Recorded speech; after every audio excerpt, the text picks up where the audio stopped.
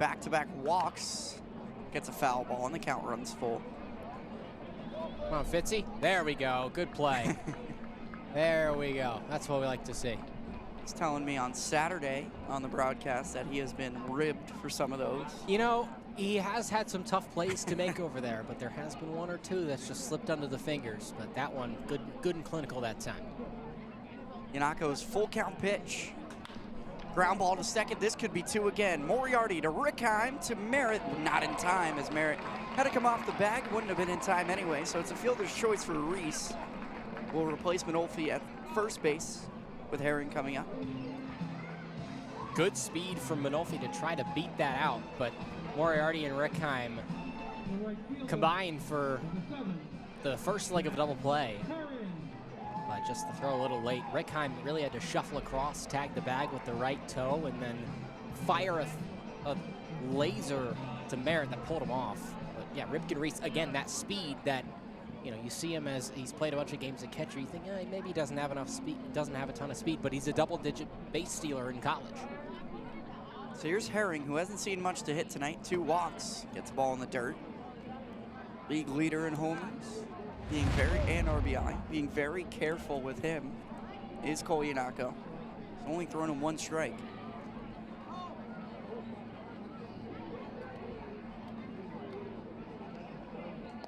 That's another ball, another changeup down and away.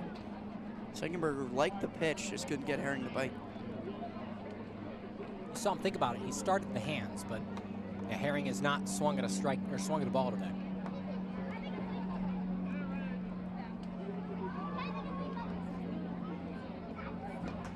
There's a strike right there, right down the middle at 85. No reason for Herring to swing until he sees one that he likes, and that's a good pitch. Yanako's pitch count getting up into the mid-70s now. He's about to eclipse his season high. 2-1. That's a strike at the top of the zone at 84. Just clipped it. Yeah. So Herring's got some work to do now after getting ahead 2-0. Michael O'Brien on deck, who grounded into a double play and doubled. 2-2. Down and in with a slider. Couldn't get Herring to bite. He's a very disciplined hitter at the plate.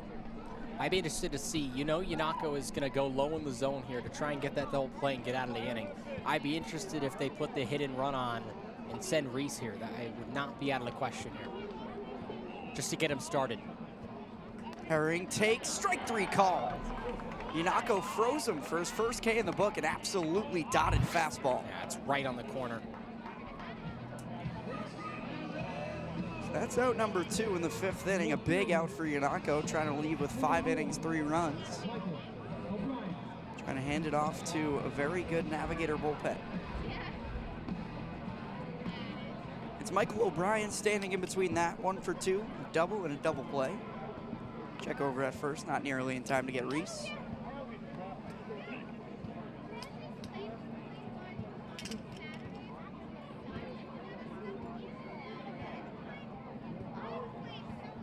O'Brien takes a strike right there at 83.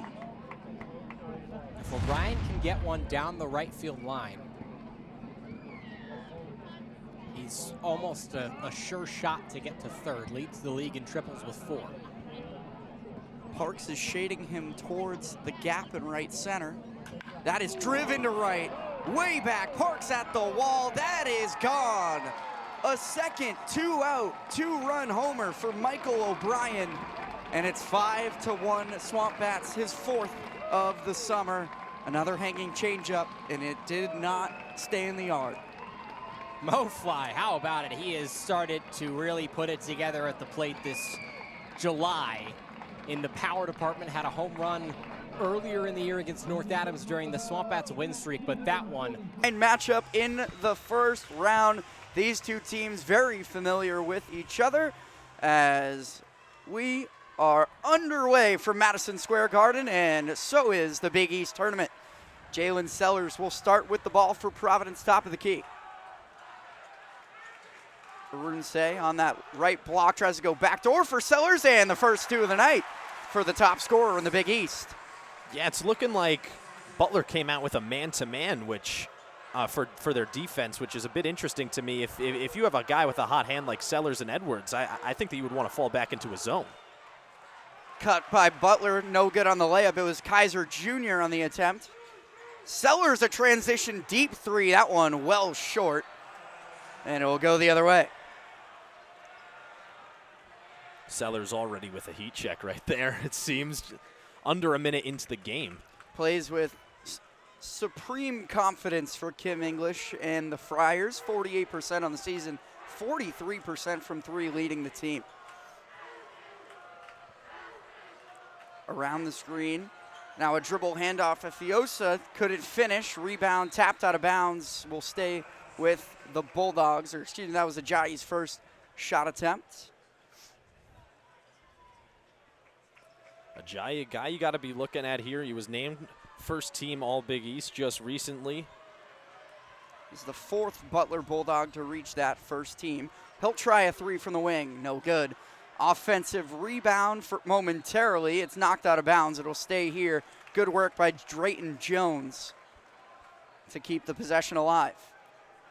Yeah, and we mentioned it in the pregame there, but Ajayi does average a double-double this year, 16.3 points per game, 11.1 rebounds per game. Mentioned he's the top rebounder this year in the Big East. And, you know, for a guard who handles the ball and shoots as well as he does, seeing that rebound number being as high as it is something you definitely want to see. He kicks it out to Kaiser in the corner, gets it right back on the screen and roll, and finishes over Arunse.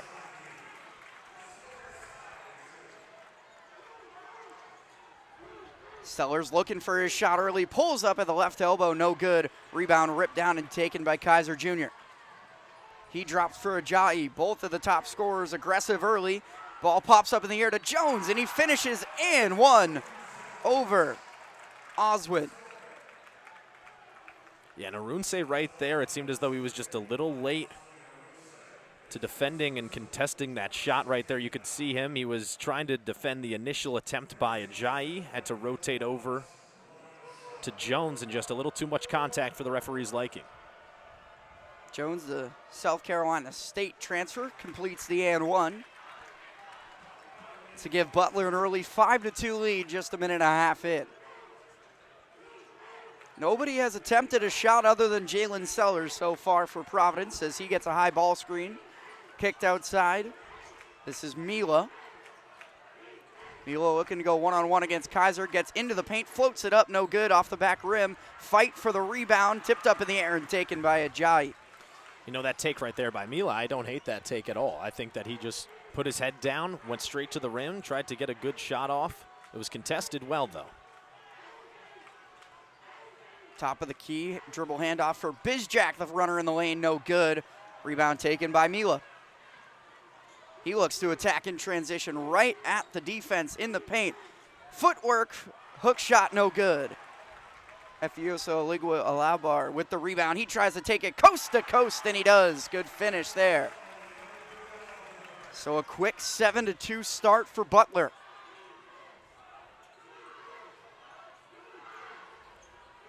Arunze to Stefan Vox, his first touch. He tries to get into the lane, pull up jumper, tough shot, no good. Rebound to Ajayi. Ajayi running the break in transition, wide open in the corner. Decides to pass it up and take it in for the jam. Timeout, Kim English. It's a 9-2 Butler start, and the Friars need a timeout under 3 minutes in. And right there, you could see the explosiveness and the teamwork that this Butler Bulldogs team has. I mean, look at that right there. Afosa realizing that he had the opportunity for a nice baseline jam, takes it for himself, and a 9-0 run for the Butler Bulldogs currently after Sellers opened up the scoring in this game. With Associate Head Coach Eric Chipman this afternoon, and he said it's going to be a fun one. You know, the AmCats, he said they play hard, and it's hard to simulate that in a practice situation. But he believes his team is ready now. Defensively, the AmCats are going to throw some man at them, some zone, and they will press. So the Bulldogs, they're ready for anything on the offensive side of the ball. Now, for the Bulldogs defense, they got to watch out for Gabriel Armstead and Ray Carter, the two leading scorers of this AmCats team. He said they really got to guard ball screens well and limit anything in transition, and they'll be in a good spot. Man, it's going to be a fun one here at Pierre. Back to you guys. Thank you, Doug. If the Bulldogs had a little bit of an extra chip on their shoulder, you know, the MCats came in here just about a month ago and beat them on their home court, one of just 2 home losses for this Bulldogs team. He said, absolutely, it's a great opportunity to get a chance to play a team again that they lost to, and boy, have they shown it. A quick start for the Bulldogs. Back to you guys. Guys, here with the man of the hour, Frankie Idlet, 25 points, none bigger than the game winner right there. Frankie, what'd you see on that play? I saw a lot of space in the backcourt. Man, I saw the time was going down. It wasn't really time to call out a play. Coaches were telling me to push, but I knew in my head I wanted to go left, you know, drive him. And really all glory to God. You know, my teammates trusted me whole game. A lot of ups and downs with this team. You know, a lot of props to Anna Maria. They're a great team, great coach, great players, you know, but it's our night. You know, we're coming to make a run. Sure. Now, first home game here at Pierre in the playoffs since 2018, 2019. Man, how about that crowd? Man, it was electric. Hey, shout out Dean College, man. Shout out to Dean College. Shout out to Eric as well, you know, putting all this together, blackout. This is beautiful. Without the crowd, I don't think we would have got it tonight. Listell tomorrow, you guys carrying this momentum to a W? Absolutely. Got to take care of our bodies tonight, be ready for tomorrow. Oh, yeah. Congrats, Frankie. The Red Sox lost in Houston tonight, 8-1 to open up their series. Both Rangers, Suarez and Yohan Oviedo, made their Red Sox debut, and both did not go so well. Suarez gave up 7 hits and 4 runs over 4 1/3 innings, and Oviedo gave up 6 hits and 4 runs in 3 2/3. Brian Bayo will take the mound for the first time in 2026 tomorrow and face off against Hunter Brown. The Celtics also lost tonight on the road in Atlanta on the second night of their back-to-back. Luka Garza had 20 points and Jaylen Brown had 29, 10, and 9 in his return to action from Achilles tendonitis. The Patriots announced that they will host joint practices versus the Eagles in next year's training camp, and they will also be on Hard Knocks, but not this season. They will be the featured team prior to the 2027 season. And the Bruins will take on the Dallas Stars at the TD Garden tomorrow night. Puck drop is scheduled for 7 p.m. Sports Hub headlines are brought to you by Boston Prolotherapy. Don't let joint pain keep you off the court, course, or trail. Eliminate that pain with Dr. Franchi of Boston Prolotherapy. I'm Dawson DiBarri on Boston's home for sports, 98.5 The Sports Hub.